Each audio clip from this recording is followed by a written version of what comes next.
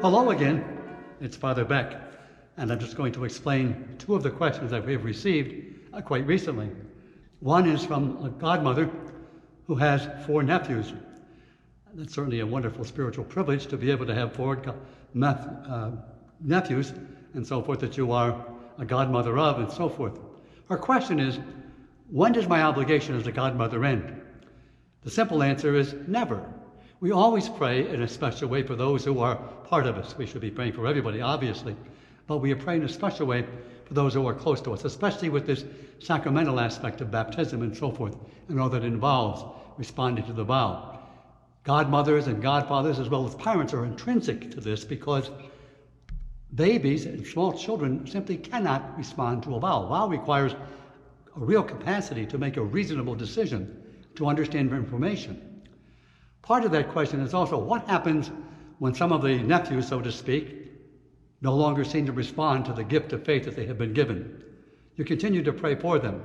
You remain open to them. If you can talk to them a little bit about it, that's fine. But sometimes too much talk drives people away. So it requires a little bit of boldness and caution, as we were talking yesterday in the homily. How do you put those two together? It's no easy task. You pray for them. You also must be aware of this. This is true of parents. This is true of godparents. It's true of those who teach the right thing from the perspective of God and our church. And then we find people lapsing from it.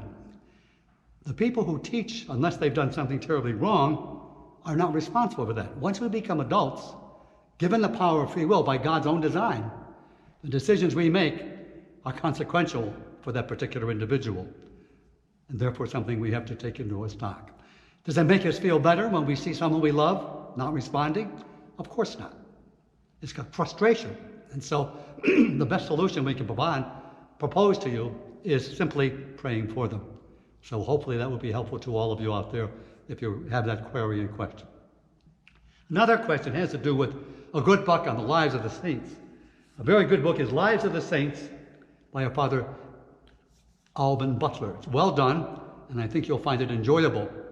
And we will put links to this particular book on our online, queenofpeace.hawley.com.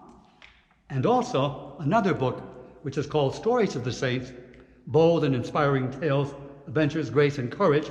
This too will also be put on. We propose that too as a budget, a possibility for you to put in your budget for reading and so forth. It's very interesting to leave the lives of the saints. We'll notice 2 things about them. They're like you and me in one way. We're not perfect. The concept that saints are perfect is absurd. We all have failures and failings. And therefore, sainthood is possible for all of us because God will give us forgiveness. That brings us to the concept of contrition and perfect forgiveness. One of the reasons we have the sacrament of penance and reconciliation is because by our nature, it's hard for us to give up the wrong that we do. It's very attractive. And therefore, we rationalize it. And so, by our nature, we need that sacrament to kind of jar us spiritually, to realize we are less than perfect. There are many people who, perhaps in today's world, think they are. Hard to tell how they can really believe that, just looking at themselves and around. But nonetheless, people are like that. So, very important for us to be people who are contrite to the best of our capacity. Have a wonderful day. Thank you for answering questions. We'll do the best that we can. But again, we don't always have the answers, but we'll try to find them as we go along. Have a wonderful day, and we'll see you soon.